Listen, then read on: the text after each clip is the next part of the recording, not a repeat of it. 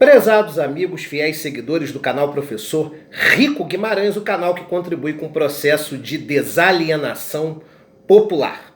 Eu vou fazer um resumo aqui do último vídeo que postei, polêmico, no domingo, e lá eu esclareço todo o imbróglio que envolve a saída de Sérgio Moro do Ministério da Justiça e Segurança Pública.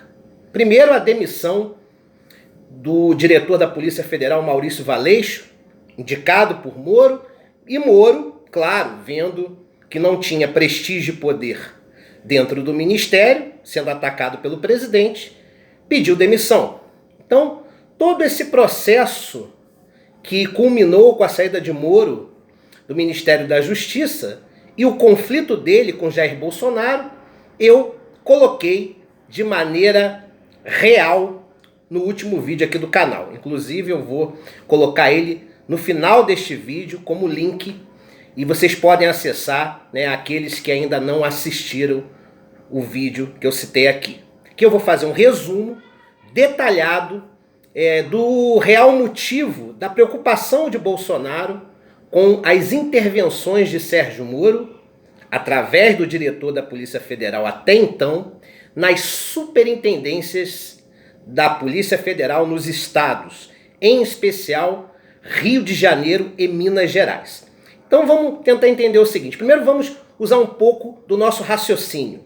Vocês acham realmente, como a grande mídia tem colocado, que Bolsonaro estava preocupado que Sérgio Moro, através do diretor da PF, descobriu que Carlos Bolsonaro, ele é o grande líder do gabinete do ódio, que dissemina fake news a favor do governo, provocando o assassinato de reputações de quem faz oposição a Bolsonaro? Vocês acham que isso é um motivo para derrubar um diretor de Polícia Federal? Que é motivo para gerar problema com até então o ministro mais importante do governo, aquele que transferia capital político eleitoral para o presidente? Óbvio que não. Claro, na verdade, questões muito mais cabeludas, muito mais graves, envolvem esse processo. Eu vou falar dos 3 filhos de Bolsonaro aqui e mostrar que não foi apenas a descoberta por parte do diretor da Polícia Federal de que Carlos Bolsonaro era o grande líder do gabinete do ódio que culminou consequentemente com a sua demissão, não. Tem coisa muito mais pesada aí, tá? Como eu já falei aqui, há 7 meses atrás no canal, Carlos Bolsonaro foi o mentor intelectual do homicídio contra Marielle Franco. E o diretor da Polícia Federal descobriu isso junto à Superintendência do Rio de Janeiro, que trabalha em conjunto com a Polícia do Estado, ou seja, a Polícia Civil. E o governador Witzel sabe de todo esse processo. Mas é claro, Witzel também sabe que o general Heleno produziu um dossiê contra ele. Então Witzel está sendo cuidadoso. Mas ele sabe de todo que a Polícia Civil já descobriu no estado do Rio de Janeiro no que concerne a Carlos Bolsonaro. Carlos Bolsonaro foi o mentor intelectual do assassinato de Marielle Franco e seu motorista. E o modus operandi do escritório do crime, organização criminosa vinculada ao grupo de milícias do Rio de Janeiro, do qual Carlos Bolsonaro faz parte, tá? Essa instituição tem um modus operandi característico que eu explico no vídeo anterior, recomendo que vocês assistam. E esse modus operandi é para não comprometer o mentor intelectual do crime, ou seja, o mandante, procura se distanciar ao máximo o mandante do executor do fato delituoso. No caso, no escritório do crime, se eu mando um indivíduo matar alguém, o executor do serviço não vai ser aquele que eu diretamente mandei. Este vai contratar um terceiro, que vai contratar mais um terceiro e mais um até chegar a um sexto que no caso vai ser o executor do crime. E Rony Lessa, ele errou porque ele não seguiu o modus operandi do escritório do crime.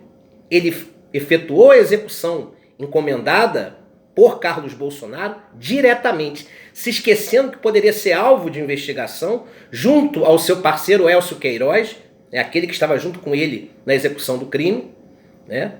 E que isso poderia atingir diretamente Carlos, porque Carlos encomendou o crime diretamente a ele. Então ele acabou prejudicando o modus operandi da organização, efetuando diretamente aquilo que foi encomendado por Carlos Bolsonaro. O processo de brigas, acusações entre Carlos e a vereadora Marielle e suas assessorias, eu explico em vídeos anteriores aqui do canal. Não vou discorrer sobre isso agora. Mas para encerrar o motivo Carlos, eu só tenho a dizer que a Superintendência da Polícia Federal no Rio de Janeiro está por dentro de toda instrução criminal que a Polícia Civil do Rio de Janeiro efetuou, chegando ao nome de Carlos Bolsonaro no que concerne a mentoria intelectual do assassinato de Marielle Franco. E a Superintendência da Polícia Federal, que está investigando o gabinete do ódio, tem também essa informação preciosa da execução da vereadora que incrimina Carlos. E Rony Lessa, que deveria ter repassado essa encomenda para um outro executor, que passaria para outro e para outro, até chegar alguém que faria o serviço, falhou porque ele próprio planejou, e sem conhecimento do próprio Carlos efetuou o crime diretamente, o que não deveria ter sido feito. Porque no modus operandi do escritório do crime, por que há a terceirização profunda da execução do fato delituoso? Para distanciar o mentor original do crime do executor do fato. Então, um exemplo claro. Eu sou A. Eu faço a encomenda do crime ao B, que faz ao C, ao D, ao E, e o F executa. Se o F um dia for preso, primeiro ele vai incriminar o E, que vai incriminar o D, que vai incriminar o C, para incriminar o B, para pensar se vai incriminar o A, que sou eu, o cabeça do fato, o mentor intelectual. Rony tinha que ter repassado a contratação do crime e não o fez. E por isso, inclusive, também corre risco de morrer, porque ele é um arquivo vivo. Carlos Bolsonaro com certeza sabe que Valeixo teve acesso a essas informações por meio da Superintendência da PF no Rio, que dialoga com a Polícia Civil daquele estado. No que concerne ainda ao Rio de Janeiro, se descobriu de Flávio Bolsonaro, o 01, não somente a rachadinha da Alerj, nem os servidores fantasma que recebiam salário e devolviam para o então deputado estadual, mas algo pior, um esquema de propina entre o governador Sérgio Cabral e mais de 50 deputados da Assembleia Legislativa entre os anos de 2007 e 2014, enquanto Cabral esteve no poder. E Flávio Bolsonaro, sejamos justos, não foi o único que recebeu, como eu coloquei, mais de 50 deputados, não só os da base, mas também outros que se diziam independentes ou que faziam até mesmo oposição pontual ao governador em algumas questões. Houve todo um aparelhamento, um propinoduto, onde Sérgio Cabral transferia milhões a esses deputados para que eles votassem em consonância com os projetos do governo. Então a Assembleia Legislativa ela foi comprada. E Flávio Bolsonaro fez parte desse processo. Claro, respeitando a categoria que lhe dava a capital política eleitoral, que era a categoria da segurança pública, certo? Era a única que, se algum projeto atingisse negativamente, ele abria a mão da propina para votar contra o governo, assim como eu, se recebesse propina. Se o meu capital político eleitoral são os servidores da educação, os servidores da CEDUC, os professores do Estado, se eu recebesse propina do Sérgio Cabral naquela época, seria a mesma coisa. Eu votaria em consonância com o governo na saúde, na segurança pública, na cultura, em obras, meio ambiente, orçamento, em tudo. Eu estaria de acordo com o governador, mas deixaria essa condição. Olha, com os professores eu não mexo, com os profissionais da educação não. Então, no que concerne à minha área de atuação, que me garante politicamente, onde eu consigo manter o meu capital político eleitoral, ali, se eu tiver que votar contra o governo, eu voto. Então o acordo era esse. Na área onde o indivíduo tinha um capital político eleitoral garantido, ele não mexia, e em todas as outras áreas ele votava em consonância com o governo, recebendo uma propina muito alta, ou seja, os deputados foram comprados e Flávio Bolsonaro foi comprado, e a superintendência da PF no Rio descobriu isso também junto a outros órgãos de investigação, como o próprio Ministério Público, certo?